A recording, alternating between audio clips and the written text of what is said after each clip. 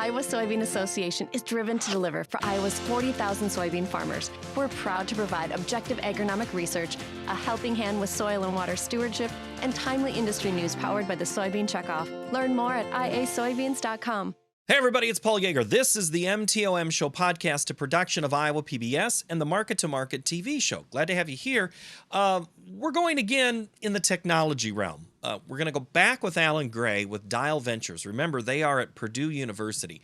And I'm not going to say it's a think tank, but it's a way to take an idea and turn it into reality. The way a lot of schools, universities have gone to is like the incubator of business. But we're going to talk about three companies, one in particular that's coming through agriculture right now that's impacting the way we grow, raise, sell, produce food and fuel and all the things we talk about on Market to Market. So that's what we're going to discuss. I mean, I have AI, automation. We're going to talk about how one might be a tool, and it's not the only thing driving the world, but it is a buzzword. So we will discuss AI here in just a moment. I guess I just let the cat out of the bag. We'll also talk about telling the farmer story. If you have an email or a tip for me, email me at paul.yeager@iowapbs.org. Look forward to hearing from you. Now, let's get to Allan Gray. Allan, you're a hard guy to pin down. You've been busy. Why? A lot going on. We're keeping Dial running as fast as we can, trying to create impact on the industry and seeing if we can't get some companies created. And, for us, it's like a flywheel, just runs all the time. So we're staying busy. Give me an overview how Dial, I guess, is now versus when we last talked a year ago. Has anything changed? Well, the main thing that's changed, Paul, I think, is that we've gotten more and more connections to the industry, which means we're getting more and more feedback from the industry. Of course, we continue to bring in our new fellows, all the new talents that we bring in our Innovation Fellows program. So since last year, we've had 2 more fellows cohorts come through the program. More and more companies providing us with feedback, more and more people interested in what we're doing, and we're creating companies. So we've created two new companies since the last time that we talked. We're excited about Oaken and Grip and continuing to move towards creating our next new companies. Well, new companies are important to have. Ideas to reality, though, has it gone like vision, like you envisioned? Yeah, in some ways it has, some ways maybe it hadn't, Paul. I would say, the way I envisioned this from the start was that we wanted to interact with the industry in ways that were important to them. So let's make sure that every time we do anything related to creating new startup companies, that it's because the industry says this is what we need, and that we're developing those needed pieces. We've been doing that, and I think we've been really effective at following the lead of the industry to say, let's create the things you want to do. Now, what's been unexpected? I don't ever know exactly where the industry is going to send us. So you might ask me, Paul, what's your next company going to be? I don't know. We got to wait and see where the industry leads us each time. So for us, it's kind of new and different. Every 6 months we do this. And I guess I also want to have you define industry, because to me, your industry could be extremely wide. What do you define as your industry? Yeah, we think about the vertical first, so agriculture and food, and we really do think about that nexus between ag and food. And then we think about it mostly focused on supply chain. So when you think about food, the thing we don't spend a lot of time on is the consumer. Not the consumer is not important, of course, Paul. They're the reason why we need change in our ag and food supply chain is to meet the needs of and demands of consumers of the future, right? But where we really focus is sort of think of us as consumer packaged goods companies back, right, through the chain and all the way back to basic fertilizer mining and all the pieces in between there. And how do we get those connections between them? How do we think about digital solutions that help either folks within one piece of that industry or across that industry work together? Because I think of people who I think you're dealing with, and those who have ideas like that, they need a certain kind of shepherding, and it's an idea. Logistics, talking about getting to the consumer, that's where I think logistics is. Is that a fair assessment? Yeah, certainly logistics and supply chain is a big part of that. Information sharing is a big part of that. Transparency is a big part of that. Traceability is a big part of that. So yeah, there's a number of pieces of that puzzle, if you will, that go into this piece.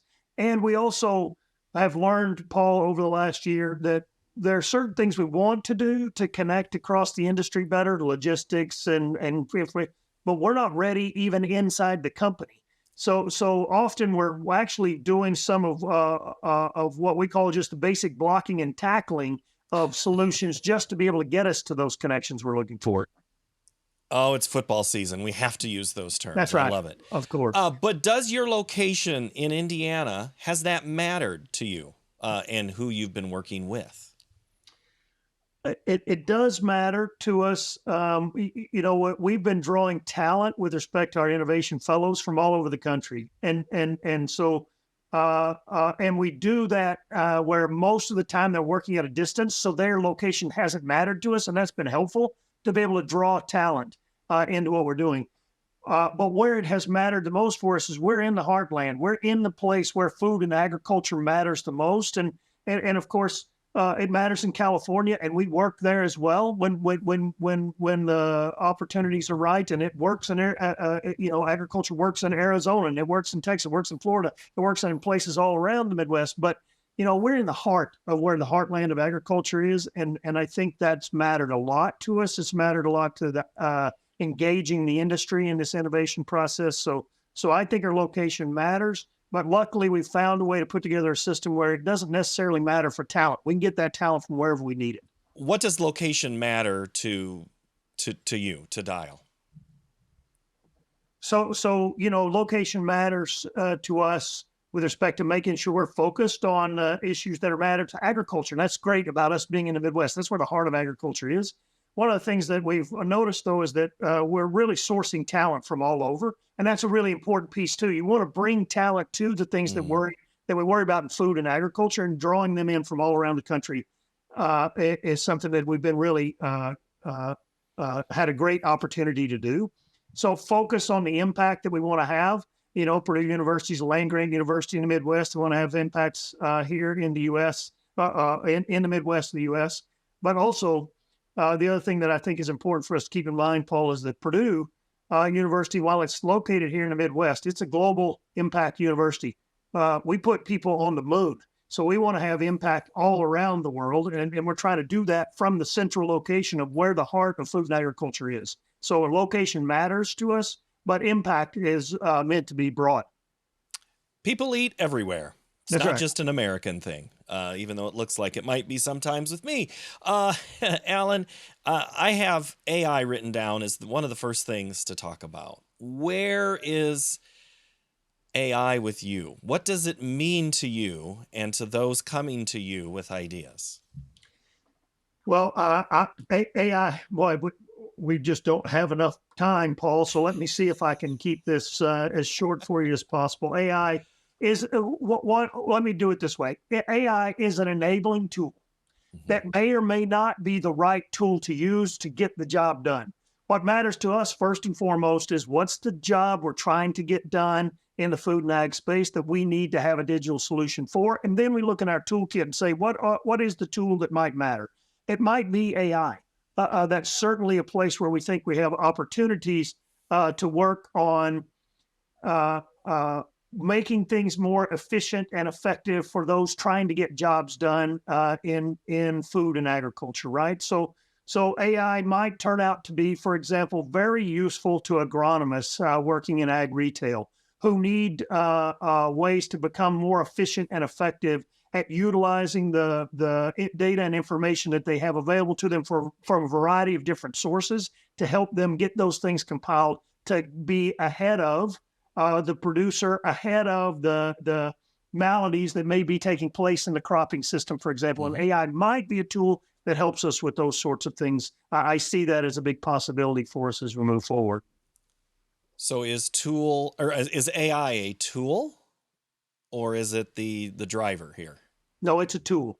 Yeah. I see it only as a tool. AI is only going to be as effective as the person using the tool, right? It's a pick or a shovel. That's the way we think about things. How can we bring the picks and shovels to address the jobs that need to be done in food and agriculture? AI is just one of those picks or shovels. It's the buzzword. It's the thing everybody worries about these days. And of course, our startup companies are in the venture capital market, and venture capital is all excited about AI. So anytime, well, we might have a solution that could bring that tool, that's going to be of benefit, of course, to our companies in that funding market. But if it's not the right tool for the job, we're going to use the tool that is. Well, I'm going to guess then that when things become buzzwords, you have to do a little bit of sales back on an issue and say, yeah, that's a good idea, but that's not the root of things. Are you having to have that discussion a lot? Yeah, yes. Unfortunately, we have to have a lot of conversation, particularly in the funding market, about the nature of food and agriculture, the nature of this business, the fact that we are such a physical-oriented business that then the types of tools we might need or want to use in digital may or may not be the same things that are the digital tools that are as highly effective in a more digital space like finance, for example, right? And so we have to do some education around that, some explaining around what we're doing in our markets. At the same time, Paul, we're responsible also for saying, well, let's be open-minded. Well, the argument that, well, food and agriculture is different is just a poor argument. We need to say, now, wait a minute, maybe where there are some nuances or some things that are different about our industry, we should look at the tools that are being used in these other industries and say, how could we use those tools in our industry? Go back to that. We're different.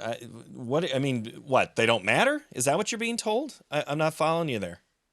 That there are tools. What I'm talking about there is, we have a tendency in agriculture to say, well, we can't really use the tools of modern technologies as well in agriculture because we're different. And, are we different? Sure, there are certain elements about food and agriculture that make us a bit unique. Seasonality is really, really such a big deal in our industry. It is in some other industries, but not necessarily like it is for us. And then the other thing is all other industries face uncontrollable factors, but maybe not so many uncontrollable factors like we do in food and agriculture. And then the fourth thing is we're just physical. Everything we do is physical, and digitizing what we do physically isn't likely to happen as it might in some other industry. So those are nuances that make us different, but it doesn't necessarily mean that tools that are used in the finance world would maybe be applicable here. We just need to think creatively and be open-minded to how might we use those tools. It's like those in ag selling agriculture to anyone else saying, no, we're not.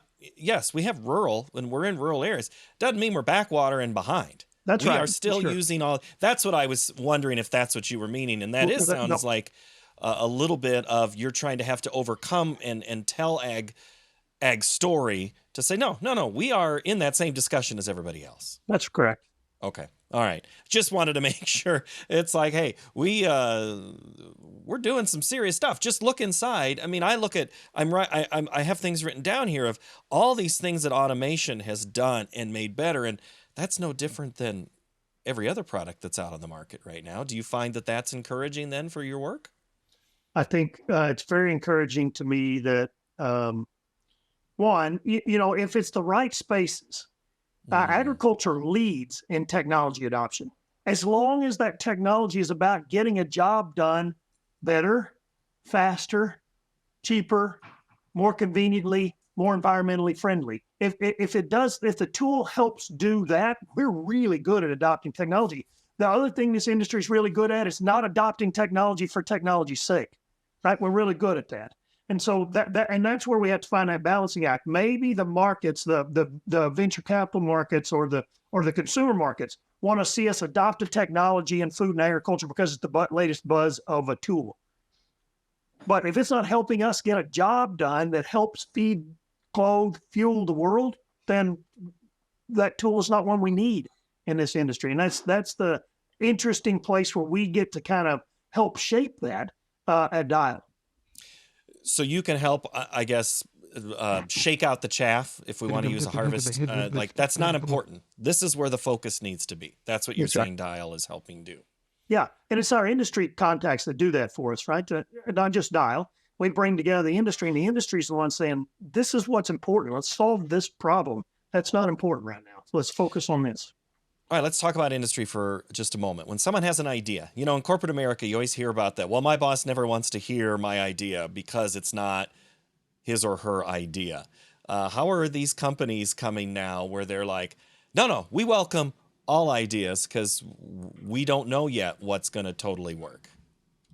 Yeah, we find this to be this one of the exciting things about Dial and working with the industry is how I think the pace of change in the world, not just in our industry, Paul, but all around the world, I think the pace of change is such that within our industry, people are looking up and they're saying, hey, things are moving so fast around us. We got to be open-minded to all the possibilities that are out there. Thank goodness we're working with somebody like Dial, who's constantly looking at these things and helping us think more about where is the future of this industry headed? Where are the technologies that we need to be thinking about adopting, and how is it going to make it easier for us to do the job of feeding, clothing, and fueling the world? Mm-hmm. Yeah. I love reading about the innovations, and when I see these releases come through, and I just think there's opportunity. It's that old sales pitch, right? Oh, no. Well, how can you say no to opportunity? It's what's been the best, I guess, success story that looked like it was a hurdle that an opportunity arose in your eyes? Well, let me give you an example. Hoken. So Hoken's one of our latest companies that we just started. I felt certain that, and I still feel this way strongly, that production agriculture has a real opportunity in data. And we talk about that until we're blue in the face these days, it seems like, except that what I've noticed is that we have lots and lots of data on the farm, but we can't seem to get it aggregated in a way that becomes useful enough for us to be able to do something with it. Oken's job, that's what they're really focused on. How can I work with the producer to help them gather all the data and information that they need? And in this case, Oken's really focused on, let's gather that data and information for you so that you can share it with your landowners. Because as you know, particularly in the Midwest and row crop agriculture, 65% of the land is rented. And so for a farm operator to really be successful, they have to manage those relationships with landowners to continue to have access to that land asset. Oken's focused on this activity. And I tell you this because people told me at first when we were working on this idea, well, it'll never work, Allan. You'll never, there's too many farms, they're too fragmented, and they don't want to adopt technology. And I kept telling them, I don't think this is true. I think that farmers fully understand when the data is useful to them in terms of being able to move their business forward, they're going to want to work with us to do that. And the landowner is a critical place where that matters to them, right? So far, a lot of it's been about, well, gather all the data so you can share it with a company downstream or upstream they will benefit from the data. We're focused on that. Wait a minute, let's put the data together in a way that allows you to benefit. And it took us a cycle, Paul. We didn't get to Oken the first time through our process. It took us a couple of times through it before we really got to the right positioning and the market began to understand what it is that we were trying to do. And since then, it's been taken off like a rocket ship. It's really doing great. But Allan, you talk about the upstream and the downstream. That's where the big argument has been with these companies, is about he who controls the data controls everything. So how were you able to bridge that gap? That sounds like you should be trumpeting that with even louder megaphones. Well, again, I think the key to that was to focus on the farmer in this case. So much of the data we need in the food supply chain is created at the farm level. So the focus has been on the farmer, but our focus has been on how do you benefit the most from this data so that you want to put it together. So you want to get it into what we call a data asset. How do we create a data? Because farmers have data, but it's just a scattered mess of data usually across the farm. How do you get that put together? The focus was on who is the one creating that data and what's the value for them. And our view is the thing that resonates the most with the farmer is, okay, I need to communicate with my landowners. This is going to help me do that in a more effective way. That was the key. Well, and I think of relationships with, say, the people behind me in this farm picture. I know that there is one of these tracts of land going up for sale almost by the time this podcast runs, is up for sale. So there's going to be a new landowner or someone that's getting presented that information. Our dashboards, I think of my retirement or my finance, I see dashboards. Is that what Oaken and is trying to put together so that landowner can be presented information by the farmer? Yes, dashboards for the farmer to help them manage those landowner relationships. You know, some farms may have 50 to 150 landowners. They're trying to manage all these different relationships, and that's a lot of work to have to manage. And right now, they mostly end up having to communicate with them blanketly. Here's what I'm doing on my farm. Instead of about your individual farm, what we're doing for them is allowing them the opportunity to use the dashboards of who you're communicating with, when was the last time you communicated with them, what did you communicate with them, what is it that that landowner cares about? Do they care about how well you mow the ditches and what the yields are, or do they care about ESG metrics and soil health? Okay, what that farmer cares about, this landowner cares about this, let's communicate with them with that data. This landowner cares about this, let's communicate with them around these pieces.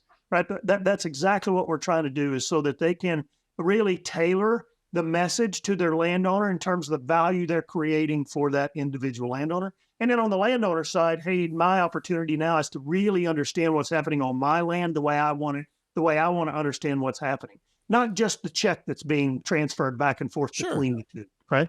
Well, and I think of one of our market analysts, the very first conversation I had with him a couple of years ago before he came on the show was, I want to make sure I can relate to my producer what their cost of production is for each bushel. Because, and I think how this translates to what you're saying, Allan, is that when the producer farmer can tell the landowner, when the landowner says, I want to raise rent, and you'll be like, okay, well, here's where my expenses have been. Here's where my opportunity to gain some of that back. So again, it is an extension, listening to you, I think, of that, understanding the information and data and presenting in a way that's beneficial to many people. Right, absolutely, Paul. Okay. And whether it's about economics, because some landowners care about that, others don't, or it's around how well you take care of my piece of property. What have you done to improve my soil health? Yep. These are things that might allow that farmer in that case to take the conversation beyond what's the rent value going to be. Let's get into the ecology of land. Where any companies that you're working with soil health or understanding wastewater discharge or fertilizer overuse. Do you have any companies in the hopper with that? What we're doing, we don't have any companies right now. We're working on some concepts. In fact, I'm leaving right after this, Paul, headed down to Indianapolis for our next industry workshop. 65 people in our industry workshop the next 2 days, working on the next 10 possible problems that we've identified and helping us figure out which ones of those are most important. Where we're spending our time right now in that space is around measurement, verification, and reporting, because that's where the challenge is going to be with respect to whether we're talking about carbon credits or we're talking about water quality or we're talking about fertility runoff, or we're talking about soil health generally, regenerative agriculture. These are all sort of features and benefits that come along with the products of corn or soybeans or whatever else you're producing, that they ultimately, those things have to be verified and reported on. And so you got to measure them, you got to report on them, and you got to verify. MRV, that's the way we think about that.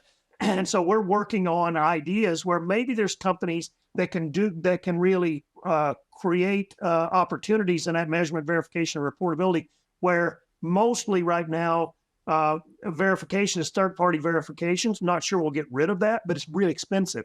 Are there technologies, are there ways in which we can do this that can lower the cost of verification? Because I don't think we're going to get away from that. It's going to be a part of these sort of new metrics in sustainability, ESG, regenerative agriculture. That's going to be a part of this process. So that's kind of the space we've been working on here lately.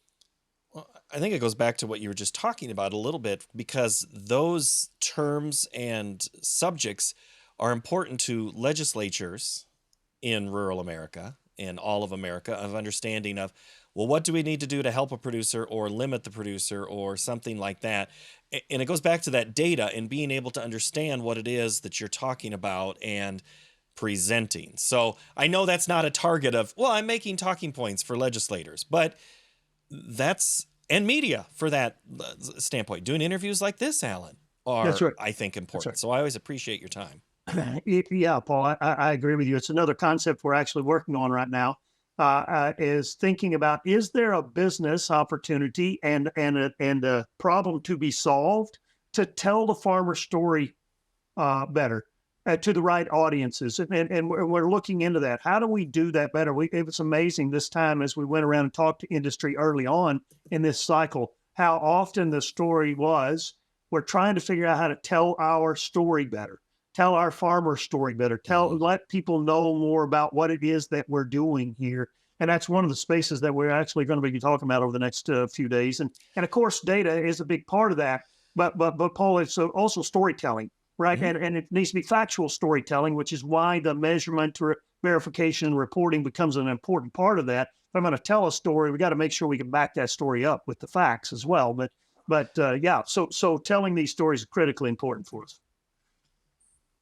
Going back to the very first thing we talked about, I couldn't figure out which joke I wanted to comment with that. But you could put that into AI, into the chat GPT, and say, tell agriculture story in this such way, and see what, that's a tool. That's a whole nother thing. Well, but that's what the writer strike is about too, Allan, is That's right. the chat GPT doing the work of humans. All right, Allan, as we close up, what's the next year going to look like? What do you, I mean, you talk about the industry workshop you've got going on here in the next couple of days. You're always having meetings. In a year from now, what are we going to be talking about?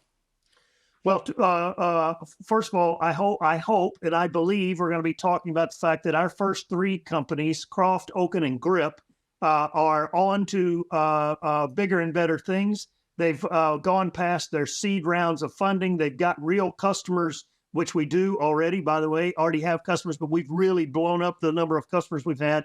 And why?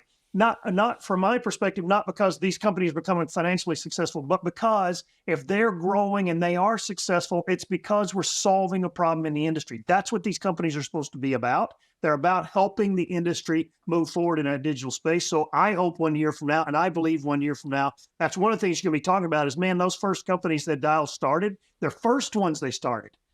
They weren't the first ones that started and, well, they didn't really work out. They're still working on this. No, the very first ones we started were because the industry told us to. And look, we're solving these problems and they want us to be here. That's the first thing we're going to be talking about. The second thing we're going to be talking about is that Dial's flywheel just keeps turning faster and faster. And every 6 months, there's another solution coming. There's another solution coming. There's another. These are investable, growing, impactful companies, and Dial and the industry in a partnership are continually creating new solutions to help this industry move forward in digital. That's what we're going to be doing a year from now. You're going to be talking to me again about, well, you're still busy, Allan. You bet we are, because we're out here trying to solve these problems with the industry. And I'm going to have an armful of press releases to go through. I always enjoy seeing what Dial sends me. I'm always curious. I'm like, oh, now that's a great idea. I'm always fascinated by the person with the idea. I've always asked, like, how do you become an idea person? I mean, is it someone who just stares out the window all day, or how do we prompt that? Because to me, I think everybody can come up with ideas. We just have to kind of figure out how we channel them. Well, just a quick cool story on that, Paul. Tracy Weidemeyer, the CEO of Grip. Unbelievable. So we're trying to digitize the repair and maintenance of ag and food equipment all across the industry. Digitize that. It's not very digitized right now. Repair and maintenance is sort of run to failure and then see if you can find some way to quickly get it fixed.